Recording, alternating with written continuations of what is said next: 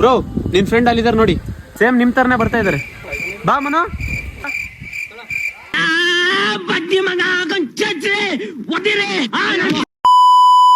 ಇವತ್ತು ಬೆಳಿಗ್ಗೆ hair cut ಮಾಡ್ಸೋಣ ಅಂತ ಸಲೂನ್ಗೆ ಹೋದ್ರೆ ಇವನು ಜನ ಇದ್ದಾರೆ ಆಮೇಲೆ ಬಾ ಅಂತ ಹೇಳ್ಬಿಟ್ಟ. ನಾವು ಬೇರೆ ಕಡೆ ಏರ್ ಕಟ್ ಮಾಡಿಸ್ಬೋದು, ಆದ್ರೆ ಹುಡುಗರು ತುಂಬಾ ಲಾಯಲ್ ಆಗಿರ್ತಾರೆ ಅವ್ರ ಏರ್ ಕಟ್ ಮಾಡೋರ್ಗೆ.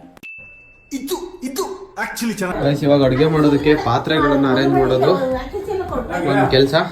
ಅಡುಗೆ ಮಾಡೋಕ್ಕೆ ಸೀನು ಇಷ್ಟೇ, ಪಾತ್ರೆಗಳು ಇಲ್ಲಿದೆ. ಇನ್ನಿಬ್ರು ಪೂಜೆ ಐಟಮ್ನೆಲ್ಲ ತಗೊಂಡು ಆಲ್ರೆಡಿ ಹೋಗಿ ಸೇರಿದ್ದಾರೆ. ಸೊ ನಾವಿವಾಗ ಅಲ್ಲಿಗೆ ಹೋಗ್ಬಿಟ್ಟು ಮುಂದಿನ ಕೆಲಸ ಮಾಡೋಣ.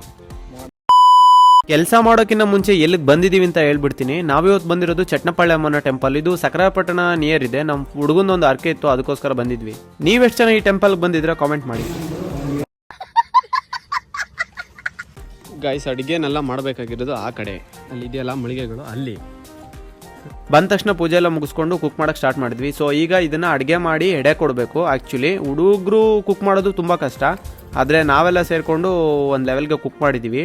ಯಾವ ಥರ ಕುಕ್ ಮಾಡಿದ್ವಿ ಅಂದರೆ ನೀವೇ ನೋಡ್ತಾ ಇದ್ದೀರಿ ಯಾವ ಥರ ಕುಕ್ ಮಾಡಿದ್ದೀವಿ ಅಂತ.